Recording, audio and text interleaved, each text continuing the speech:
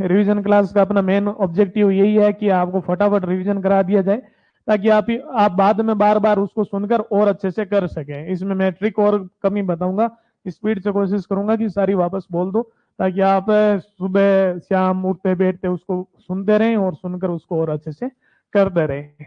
चलो शुरू करते हैं। नदियां देखी थी, नदियां हमने स्टार्ट की थी कि नदियां आपवा तंत्र को हम राजस्थान में 3 भागों में बांटते हैं, एक अरब सागर, एक बंगाल की खाड़ी, एक आंतरिक प्रवाह। अरब सागर का हमने 17% किया था, कहीं जगह आपको 16 भी मिल जाएगा, लेकिन 17 ज्यादा ठीक माना जाता है। और बंगाल की खाड़ी का हमने किया था 23, है ना। अरबपति को खतरा 17, बंगाली 23, 23। और आंतरिक प्रवाह की नदियां 60% एकदम से शट डाउन हो जाती है, किसी मुख्य नदी में नहीं मिलती है। फिर हमने कहा अरावली है, जो भारत में जो अपवा तंत्र है उसको 2 भागों में, भारत के राजस्थान में अपवा तंत्र को 2 भागों में बांटती है। एक बंगाल की खाड़ी की तरफ जाता है और एक अरब सागर की तरफ। जो इस तरफ गया वो बंगाल की खाड़ी की तरफ गया, और जो इस तरफ गया वो, मेरे हिसाब से बता रहा हूं मैं, है ना। फिर आपने देखा कि सतही जल कितना है, 1.16, है ना। और भूमिगत जल कितना है, 1.69। भारत में जितना भी अवेलेबल है उसका 1.69 राजस्थान में भूमिगत जल है, और 1.16 है जो सतही जल है। फिर हमने नदियों को बांटा, तो सबसे पहले अरब अरब सागर वाली की, उसमें सबसे पहले हमने लूणी स्टार्ट की। लूणी है जो अजमेर में नागपाड़ से निकलती है, अजमेर, नागौर, पाली, जोधपुर, बालोतरा, जालोर होते हुए ये कच्छ के रण में जाकर विलुप्त हो जाती है, उस साइड जाती है। तो लूणी नदी मरुस्थल की सबसे लंबी नदी है। मरुस्थल प्रदेश में बहने वाली सबसे लंबी नदी कौन सी, लूणी। लूणी को हम जहां पर अजमेर में निकलती है वहां पर सागरमती भी बोलते हैं, फिर इसके लवणवती भी बोलते हैं, इसे आधी मीठी और आधी खारी बोलते हैं, क्योंकि लूणी अजमेर से लेकर बालोतरा तक मीठी होती है, बालोतरा के बाद ये क्या हो जाती है, खारी हो जाती है। और जब अजमेर में कहीं बारिश ज्यादा होती है तो बाढ़ कहाँ आती है, बालोतरा बाड़मेर में ही बाढ़ आती है। अगर न्यू डिस्ट्रिक्ट के हिसाब से करें तो केवल बालोतरा कर लो, अदरवाइज बालोतरा बाड़मेर किया जा सकता है। उसके बाद में हमने देखा कि लूणी की कुछ सहायक नदी हैं, उसमें अपने वो ट्रिक याद रखनी है कि लीला नाम की एक सासू थी, बाहर से कैसे बोलती है, मीठी मीठी, अंदर से बहुत कारी है, कड़ियों से कड़ियां जोड़कर अपनी सागी जोई को बुलाया और उसने बांडी खिला दी और बांडी खाकर गुफा में चली गई। तो लीला नाम की सासू से लीलड़ी, बाहर से मीठी बोलती है, मीठड़ी, खारी। फिर कड़ियों से कड़ियां जोड़ी, सूकड़ी, जो जड़ी, सागी, जवाई, बांडी, गुइया। अब अगर इसमें पूछ ले उद्गम से एंड तक जाओगे तो इसका क्रम बताओ, तो उल्टा कर देना है कि गुइया आएगा, गुइया से जस्ट पहले हमने क्या किया था, बांडी, फिर एक बीच में सूकड़ी, फिर जवाई। ये ऐसे उल्टा क्रम में चलेंगे, क्वेश्चन आता है एक फिक्स ही, ठीक है। फिर हमने इसमें देखा था कि सबसे लंबी नदी कौन सी है, जवाई, क्योंकि जवाई क्या हो गया, लंबा हो गया। फिर उसके अलावा इसमें और बातें की जाए तो रासायनिक नदी बांडी को बोलते हैं।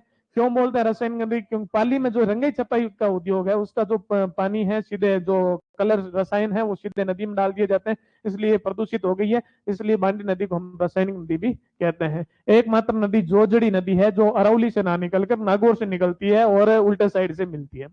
फिर लूणी के बाद हमने नदी देखी थी हमने माही। माही है जो अपने ऐसे महन झील से आ रही थी, सब हम सबने मिलकर गया माही माही, तो एकदम से ही अपनी तरफ आई। उसने सोचा कुछ खाने को मिलेगा, खांदू, खांदू में प्रवेश कर दिया, लेकिन बांस खाने को मिला तो एकदम से यूटर्न लिया और बहुत स्पीड से गई तो खंबे में जाके गिरी। तो माही नदी का संगम है खंबात की खाड़ी। तो ये उल्टा यू बनाती है, राजस्थान में इसकी लंबाई 171 किलोमीटर ही है, और कर्क रेखा को ये 2 बार काटने वाली नदी है। अब माही एक त्रिवेणी संगम बनाती है जिसे हम बोलते हैं सोम माही जाकम। सोम माही जाकम में बेणेश्वर धाम है और माव संत माव जी का भी वहां पर धाम है, इसलिए माव जी ने एकदम से आंखें खोली और आंखें खोलकर बोला ईरुआ, क्या बोला, ईरुआ, है ना। मोरे कन्या मोरेन, चुपचाप बैठ जा साप, है ना, अन्न खा अनास, तेरा हो गया हरण। तो सोम माही जाकम ईरू, है ना, मोरेन, चाप, अनास, हरण, ये माही की कुछ सहायक नदियां हैं। और सोम माही जाकम पर बेणेश्वर धाम में जहां पर एकमात्र खंडित शिवलिंग की पूजा की जाती है। उसके बाद में अपने अगर इसमें देखें सोम नदी, सोम नदी है तो सोम मतलब शिव जी, सोम मतलब शिव जी, शिव जी का वार सोमवार तो सोम नदी। और सुबह की ड्यूटी सूर्य उदय होते की ड्यूटी अपने सांप के पास ना होकर बिच्छू के पास है, तो बिच्छा मेड़ा की पहाड़ियां, सोम नदी निकलती है बिच्छा मेड़ा की पहाड़ियां उदयपुर से, और ये जाकर अपने त्रिवेणी संगम में मिलती है। इसकी 2 सहायक नदी है, जैसे शिव जी का वाहन होता है अपने क्या, नंदी, लेकिन कोई उसको गाय बोले तो हम बोलेंगे गोमती, बोल गोमती, तो गोमती। और दूसरा गोमती, नंदी पर बेटा क्या, टीडी, तो गोमती और टीडी किसकी सहायक नदी है, सोम की। उसके बाद में हमने देखा जागम नदी, और जाखम जगम लगा किसको, महाराणा प्रताप को। कैसे लगा, अपने छोटे सरदार अमर सिंह को क्या सिखाते, धनुष पर प्रत्यंचा चढ़ाना सिखा रहे थे, एकदम से कहां लगी, सर में ही कर में ही। तो जाखम नदी निकलती कहां से है, अपने छोटी सादड़ी प्रतापगढ़ से, और सर में लगी तो सरमई करमई जाखम की क्या है, सहायक नदियां हैं। फिर ईरू सबसे पहले मिलने वाली नदी मानी जाती है और अनाज सबसे अंत में मिलने वाली नदी मानी जाती है। और मोरेन है जो गलियाकोट डूंगरपुर में माही नदी से मिल जाती है। माही नदी को साफ करने के लिए जो योजना चलाई गई उसका सुजलाम सुफलाम परियोजना के नाम से जाना जाता है। माही के बाद अपने अगली नदी की थी पश्चिम बनास, जो भी अरब सागर में जाती है। तो नया सनवाड़ा करके जगह है सिरोही में, वहां पर पश्चिम बनास उद्गम होती है और ये सिरोही में चलती है और फिर ये अरब सागर की ओर जाती है। तो इसकी तीन सहायक नदियां हैं, है ना। शीरो के कारण हमने वो सूखी हुई थी, उसने एकदम कूड़ा बोला। सूकली, कुकड़ी और सिप्पू। सीप है जो चंबल की है, सिप्पू इधर की है। कुकड़ी है, सूकड़ी किधर की है, लूणी की। यहाँ पर सूकली और कुकड़ी आएगा। तो ये पश्चिम बनास इतना ही था। फिर हमने देखा साबरमती है। साबरमती अपने कोटड़ा तहसील उदयपुर से निकलती है और जो गुजरात में बहती है। कि राजस्थान की ऐसी कौन सी नदी है जो राजस्थान में उद्गम होता है लेकिन वो मुख्य नदी गुजरात की है, तो आंसर होता है साबरमती। इसी बात पर हमें विरोध था, हमने कोर्ट में केस कर दिया कि ऐसा तो हम होने ही नहीं देंगे। तो वकील ने बोला मैं वकालत करके कोर्ट को मना लूंगा तो मानसी वकालत करूंगा वाकल। लेकिन कोर्ट ने बोला ये नदी एकदम सही कर रही है, सही नदी का इसमें कोई हाथ नहीं है, हथमती। नदी का काम है पानी वितरण करना, पानी वितरण कर रही है वेतरक, है ना। मजे में कर रही है माजम, इसको मोसो नहाना फालतू में तो मेसवा। हमने बोला नदी तो सही कर रही है लेकिन राजस्थान जो प्यास है उसका क्या करोगे जज साहब। तो बोला कि आप भी सही हो, एक सही जल सुरंग निकाल देते हैं। और सही जल सुरंग वहां से निकाली गई और सीधे जवाई बांध, क्योंकि उदयपुर से पाली डिस्ट्रिक्ट की सीमा लगती है, तो जवाई बांध किधर है, पाली में है। और उसमें पानी डाल दिया गया ताकि राजस्थान में अन्य चीजों को भी पानी मिल सके, अन्य डिस्ट्रिक्ट को भी पानी मिल सके। अगर ये याद करना है कि सही जल सुरंग का पानी किस में जाता है, जवाई में। तो जवाई जो भी गए वो क्या है, सही है। फिर इसमें एक और सुरंग निकाली गई मोहनलाल सुखाड़िया द्वारा, उसका है मानसी वाकल सुरंग। ये सबसे राजस्थान की सबसे प्राचीन सुरंग पूछ ले तो सही, और सबसे लंबी पूछ ले तो मानसी वाकल। 11.2 किलोमीटर की लंबाई में ये मानसी वाकल, इसे देवास परियोजना भी या मोहनलाल सुखाड़िया परियोजना भी कहा जाता है। इसका जल अपने कुछ इंडस्ट्री में और राजस्थान उदयपुर की जो जिले हैं उसमें जाता है।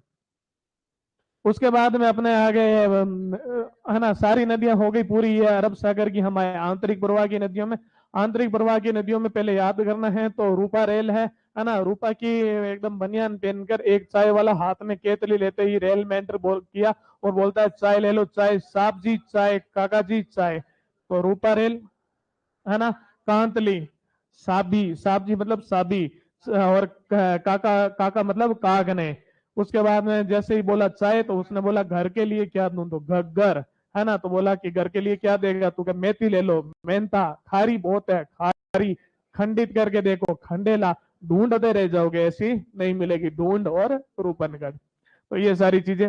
उसके बाद में अपने इसमें थोड़ा एक्सप्लेनेशन देगा तो घगर नदी है, अपने हिमाचल प्रदेश से आती है। हिमाचल प्रदेश से राजस्थान आने वाली एकमात्र नदी भी घगर नदी है। हनुमानगढ़ के टीबी में ये प्रवेश करती है और हनुमानगढ़ गंगानगर होते हुए पाकिस्तान के फोर्ट अब्बास तक जाती है। हनुमानगढ़ में इसमें पार्ट लगा लिए जाते हैं, ऐसे करके अपने याद किया। तो घगर नदी के प्रवाह क्षेत्र को पार्ट या नाली कहा जाता है। और पाकिस्तान बोले हमारे हकरा पानी है, तो पाकिस्तान में हकरा बोला जाता है। घगर नदी में जब बाढ़ आती है तो फोर्ट अब्बास तक पानी चला जाता है। घगर नदी के कुछ अन्य नाम हैं, जैसे सरस्वती नदी है ना, जैसे दृश्यवती नदी है, नट नदी है, सोता नदी है, ये मृत नदी है, ये सारे घगर के अन्य नाम हैं। उसके बाद में अगर घगर से के अलावा हम अगली नदी करें तो हमने किया था कांतली नदी। कांतली नदी है जो अपने पूर्णतः राजस्थान, घगर नदी क्या है, आंतरिक प्रवाह की सबसे लंबी नदी है राजस्थान की, लेकिन पूर्णतः राजस्थान में बहने वाली पूछ ले आंतरिक प्रवाह की सबसे लंबी नदी तो कांतली करना है। 100 किलोमीटर लंबी ये नदी सीकर और झुंझुनू में बहती है खंडेला की पहाड़ी से। कहां से निकलती है, खंडेला की पहाड़ी से सीकर और झुंझुनू में बहती है। चूरू में नहीं जाती है क्योंकि चूरू और बीकानेर में कोई नदी है नहीं। इसके किनारे एक सभ्यता है, उसे हम गणेश्वर बोलते हैं। कांतली से हमने चाय का बिजनेस किया था और गणेश्वर टी स्टॉल उनका नाम रखा था। और कांतली नदी के प्रवाह क्षेत्र को हम तोरावटी बोलते हैं क्योंकि तोरे तक भरी हुई थी तो वो तोरावटी हो गया। उसके बाद में अपने नदी की थी काकने नदी। काकने को हम काकनी भी बोलते हैं, काका और काकी, है ना। काकी नाराज होगी तो उसे हमने मनाया और दाल बनाई थी मसूर की, उसके लिए चाहिए थी कटोरी, कोटरी, है ना, कोटरी जैसलमेर में। अब जब काकी राजी हो गई तो चूल्हे को बुझा दिया गया। तो ये सबसे छोटी आंतरिक प्रवाह की नदी है, लमसम 17 किलोमीटर इसकी लंबाई है। और ये जैसलमेर में मीठे पानी की बुझ झील का क्या करती है, निर्माण करती है। उसके बाद हमने साबी नदी किया था। साबी नदी है जो राजस्थान में अपने सेवर की पहाड़ियां, साहब जी सवेरे सवेरे उठे अपने लवर से मिलने किधर गए, हरियाणा गए। तो सेवर की पहाड़ियां जयपुर है, मिलने के लवर से मिलने मतलब अलवर से होते हुए जाती है, तो अलवर जिले की ये सबसे क्या है प्रमुख नदी। और गए किधर थे, हरियाणा गए थे। तो राजस्थान की एकमात्र नदी जो राजस्थान से हरियाणा की ओर जाती है, उसका आंसर क्या आएगा अपने साबी ही आएगा। इस साहब जी की हरियाणा जा पाए थे नहीं, नाले में गिर गए, नजफगढ़ के नाले में गिर गए, तो नजफगढ़ का नाला भी इसे हम कहते हैं। और साबी साहब जी थे किधर, जोधपुर वाले, गए रहते किधर है, जयपुर। तो जोधपुर सभ्यता भी किधर है, साबी नदी के किनारे है। जब ये हो गई तो उसके बाद में हमने की थी रूपा रेल नदी। अब रूपा का लवर था उदयनाथ, है ना। तो रूपा रेल नदी अलवर में उदयनाथ की पहाड़ियों से निकलती है, किधर, उदयनाथ की पहाड़ियों। रूपा का लवर कौन है, उदयनाथ। उदयनाथ की पहाड़ियों से निकलती है। रूपा ने उदयनाथ से क्या मांग लिया कि मेरे को तो मोती वाला हार देगा तो अपना वर्कआउट होगा, अदरवाइज लेट्स मूव ऑन। तो उसने मोतियों वाला हार दिया, लोहे का दिया। तो मोती झील है, मोती झील से एक रूपा रेल पर ही मोती झील है, उससे एक चैनल निकाला गया, उसे हम सुजान चैनल बोलते हैं, जो लोहागढ़ में पानी की व्यवस्था करवाता है। मोती झील भरतपुर की जिले की जीवन रेखा है, क्योंकि उसमें पेयजल है, चाहे सिंचाई का है, वहां से ही भरतपुर डिस्ट्रिक्ट है पानी लिया करता है। उसके बाद में अपने रूपनगढ़ नदी देखी, अजमेर में निकलती है, अपने सलेमाबाद अजमेर के पास से होते हुए बहते हुए फिर आगे आकर ये सामर में गिर जाती है। निम्बार संप्रदाय इसी के किनारे है। सामर में दक्षिण ओर से मिलने वाली नदी यही है।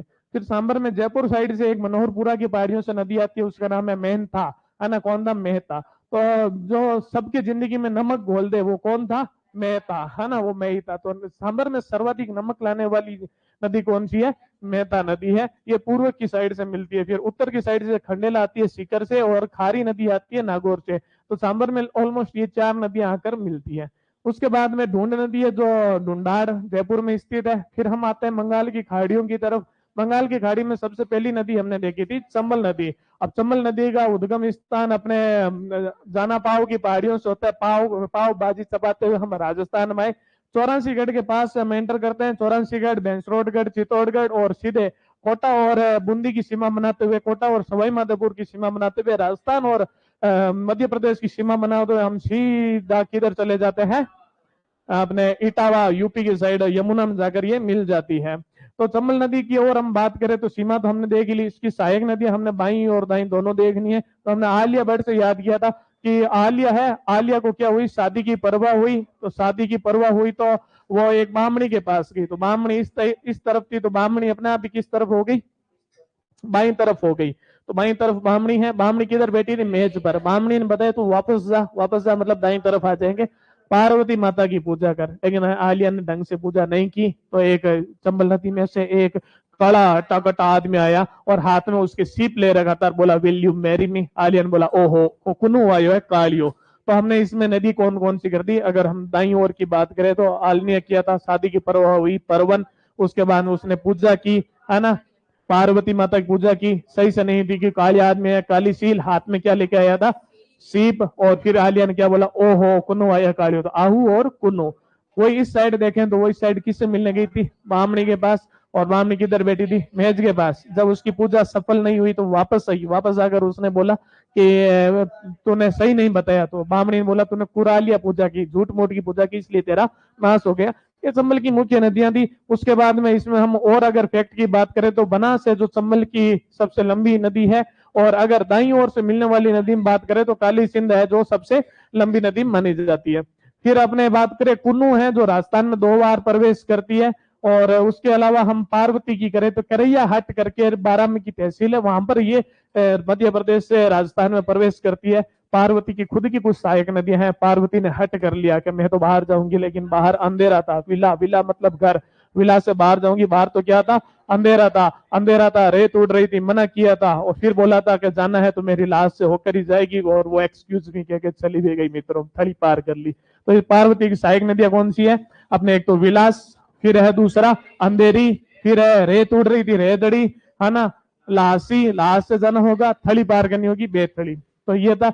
फिर हमने इसके कुछ फैक्ट किए थे जिसमें सामेला है। सामेला क्या है, आहू और काली सिंध जो नदियां हैं उन दोनों के संगम को हम सामेला कहते हैं। एक यहाँ पर तुलिया जलप्रपात है, वाटरफॉल है, जो राजस्थान का सबसे बड़ा जलप्रपात माना जाता है। लमसम 18 मीटर उसकी लंबाई है। उसके अलावा आपने देखा था कि इसमें एक हैंगिंग ब्रिज है जो NH 27 जाता है, कोटा पर बना हुआ है, कि इधर से इधर जाने पर चंबल नदी के ऊपर बना हुआ है। गंगेसूस, डॉल्फिन, उदबिलाव यहाँ पर संरक्षित कुछ जीव है। और शामिल है जो अपने आहू और काली सिंध के नदियों के संगम के स्थान को कहते हैं। तो ये अपने चंबल कर ली। चंबल के बाद अगली नदी हमने इंपोर्टेंट की, वो थी बनास। बनास नदी खमनोर की पहाड़ी राजसमंद से निकलती है। ये राजसमंद, चित्तौड़गढ़, चित्तौड़गढ़ के ऊपर भीलवाड़ा, अजमेर, टोंक, सवाई माधोपुर होते हुए यहाँ पर अपने जाकर मिल जाती है चंबल में। और जहां पर मिलती है वहां पर त्रिवेणी संगम बनाती है अपने। और उसमें एक तो सीप नदी है, एक चंबल नदी है, एक बनास है, उसे हम रामेश्वरम धाम बोलते हैं। और वो मीणा जातियों का प्रयागराज भी है। अब बनास नदी की अगर सहायक नदियों की बात करें तो हमने ट्रिक बनाई थी कि मैं नाले में गिर गया, मेरे मोरिये पोल गए, मेरे काले सिलावे कपड़े नाश हो गए, है ना, मेरे को कोटारी हॉस्पिटल लेके जाए गए, बेड पर लेटाया गया, खारी खारी गोलियां खानी पड़ रही है, इससे अच्छा मासी की बात मान लेता, वो और बाडी बाडी देख रही है। तो आपने कौन कौन सी नदी थी? मेनाल, में नाले में क्यों गिर गया? बेंगू, चित्तौड़गढ़। मोरिये बोल के मोरेल, अब कपड़े भी बस रहे हैं तो बस्सी, ठीक है। मोरेल कहां से निकलती है? बस्सी जयपुर से। उसके बाद काली सील याद रखना है, काली सिंध चंबल की है और काली सील बनास की सहायक नदी है। उसके अलावा अपने को याद रखना है इसमें कोठारी, और कोठारी हॉस्पिटल में जाकर हमने बोला कि यार बहुत लग गई, तो फिर पता चला कईयों के तो मर ही गए, दीवार पर फोटो ही लग गए। तो कोठारी नदी निकलती है दिवेर की पहाड़ियों से जो राजसमंद में स्थित है। फिर हमने देखा था अपने खारी, बेड़च, बेड़च हम अलग से बात ही कर लेंगे तो कोई दिक्कत है नहीं। फिर हमने देखा खारी, खारी गोलियां खाने से मना किया तो डॉक्टर ने बिजली के झटके देने की बात की तो बिजराल, ठीक है। फिर मानसी है और एक है अपने बांडी, बांडी ये वो वाली है जो अजमेर से निकलती है। फिर अपने इसके त्रिवेणी संगम देखे, सर्वाधिक त्रिवेणी संगम अगर कोई नदी बनाती है तो वो कौन सी है? बनास नदी है। तीन त्रिवेणी संगम बनाती है। एक तो हम ऑलरेडी बात कर चुके हैं, दो त्रिवेणी संगम की और करते हैं। एक बिगोद भीलवाड़ा में, इसमें तीन नदियां हैं, है ना। भील अंकल अपने को गोदी में उठा कर लेके गए, अपने गिरे हुए किधर थे? नाले से, मेनाल। और किधर सुला दिया हमें? बेड पर, बेड़च। और बनास तो ऑफकोर्स हो गई। फिर एक है राजमहल टोंक वाला, इसमें अपने राजमहल में एक डाई, एक खारीर, एक बनास, ये तीन नदियां मिलती है। और इसका मतलब डाई नदी भी किसकी मतलब सहायक नदी है? बनास की है। और फिर अपने एक तो आपने देख ही लिया वो तो। और बनास का पुराना नाम है वर्णासा, और वशिष्ठी नदी वन की आशा से वर्णासा बना है। और पूर्णतः राजस्थान में बहने वाली ये सबसे लंबी नदी है। बनास नदी करने के बाद इसकी जो सहायक नदी थी बेड़च, वो देखते हैं। बेड़च नदी है जो गोविंदा पहाड़ी से निकलती है और अपने उदय सागर झील में गिरती है। जब उदय सागर झील में गिरती है तब तो उसे आयर बोलते हैं, और जब इस झील से निकलती है तो इसे बेड़च बोलते हैं। आती है तब अच्छा लगता है, जाती है तो बेड फील होता है, क्या आए। उसके बाद में अपने देखा था एक नदी है, और ये भी ध्यान रखना है, बेड़च है जो जाकर मिलती किसमें? साथ में गंभीरी में। तो बेड़च और गंभीरी नदी के तट पर ही अपने कौन सा है? चित्तौड़गढ़ दुर्ग बना है। गंभीरी है, गंभीर नहीं है। और गंभीर नदी की बात आ गई तो गंभीर नदी भी पढ़ते हैं, ये सपोटरा तहसील करौली से निकलती है। और गंभीर नदी की 5 मुख्य सहायक नदियां हैं, जिसमें अट्टा है, माची है ना, और उसके भद्रावती है, भैंसावट है और बरखेड़ा है। उसके अलावा एक पार्वती भी है, पार्वती नहीं है, पार्वती चंबल की थी, पार्वती किसकी है? गंभीर की है। उसके अलावा इसमें इन नदियों पर, 5 नदियों पर बांध बना है, जिसे हम पांचना बांध बोलते हैं, और जो अपने करौली में है। और पांचना बांध मिट्टी से निर्मित सबसे बड़ा बांध है। और इसका जो अतिरिक्त जल होता है वो अजान बांध को दिया जाता है, जो केवलादेव भरतपुर में स्थित है। उसके बाद में हमने एक लास्ट नदी और करनी है, वो नदी है बाणगंगा। बाणगंगा नदी है जो अर्जुन की गंगा भी बोलते हैं, है ना। बेराट से निकलती है, बेराट की पहाड़ियों से ये दौसा और भरतपुर तक जाती है। पहले ये सीधे यमुना में मिल जाती थी। गंभीर नदी भी यमुना मिलती है। राजस्थान की 2 नदियां चंबल और गंभीर सीधे डायरेक्ट यमुना मिलती है। तीसरी अपने बाणगंगा हुआ करती थी जो यमुना मिल जाती थी, लेकिन ये 2012 के बाद नहीं मिलती, इसलिए इसे ताड़ा नदी या रुंडित नदी का दर्जा दिया गया, जो मुख्य नदी मिलने से पहले ही रुक जाती है। तो एक तरह से ये भी एक आंतरिक प्रवाह की नदियां हैं। राजस्थान में सर्वाधिक नदियां का अगर किसी डिस्ट्रिक्ट में है तो चित्तौड़गढ़ में है। सबसे कम नदियां किसी में है तो वो बीकानेर और चूरू में है ही नहीं। संभाग पूछ ले तो बीकानेर संभाग सबसे न्यूनतम नदियों वाला है, सबसे अधिकतम नदियों वाला है अपने कोटा संभाग। फिर अपने अगर नदियों में देखें लंबाई के क्रम के हिसाब से ओवरऑल लंबाई होगी, इसमें केवल राजस्थान की नहीं होगी, टोटल लंबाई जोड़ी जाएगी क्रम के हिसाब से। नदियों को हम अवरोही क्रम में लगाएं तो सबसे लंबी नदी चंबल है, उसके बाद माही है, फिर बनास है, फिर लूणी है।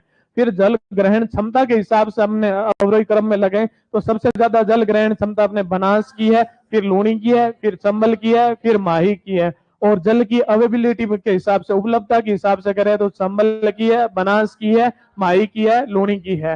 तो ये नदियों का टॉपिक हमने फटाफट कर लिया। आज के लिए इतना ही, धन्यवाद।